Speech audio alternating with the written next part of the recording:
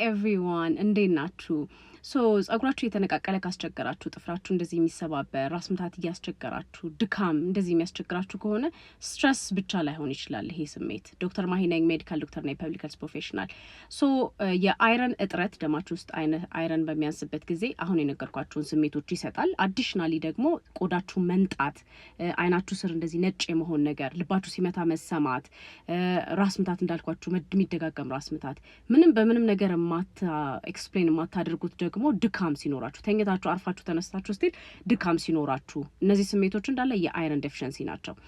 ሌላ ደግሞ ኮንሰንትሬሽን ማጣት፣ ፎከስ ማድረግ መክበድ፣ እነዚህ ነገሮች አገን አይረን እጥረት ሊሆኑ ይችላሉ። ስለዚህ ምንድነው ምክንያቱ? ምንድነው አይረን ሄሞግሎቢን የሚባለውን ዋናው ኮምፖነንቱ ነው። አይረን ሄሞግሎቢንን የሚሰራው አይረን ነው። ስለዚህ ሄሞግሎቢን ደግሞ ኦክሲጅንን ይዞ ከደም ከልባችን ወደ ተለያዩ ኦርጋኖች እንዲሄድ የሚያደርግ ነው። ስለዚህ እነሱን ተሸክሞ የሚሄድ ነው ማለት ነው። ስለዚህ አይረን በሚያንስበት ጊዜ ይሄ ኦክሲጅን ወደ መሄድ ወዳለባቸው ቦታዎች በሚያንስበት ጊዜ ለምሳሌ ብሬን ላይ ቢያንስ ይሄ ኦክሲጅን ኮንሰንትሬሽናችሁን አፌክት ሊያደርግ ይችላል። ይሄ ብሬን ፎግ የምትሉት ነገር ሊኖር ይችላል።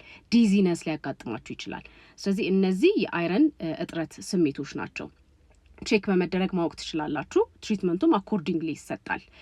ከሱ ውጪ አይረን ሪች የሆኑ ምግቦች ወይም ደግሞ በምን እንደምታገኟቸው ኔክስት ቪዲዮ ላይ በሊስት ከነ አብዞርፕሽኑ እንዴት በስርዓት አብዞርፕ ተደርጎ እንደሚጠቅምም አስቀምጥላችኋለሁ ኔክስት ቪዲዮ ላይ። ቴንክ ዩ ባይ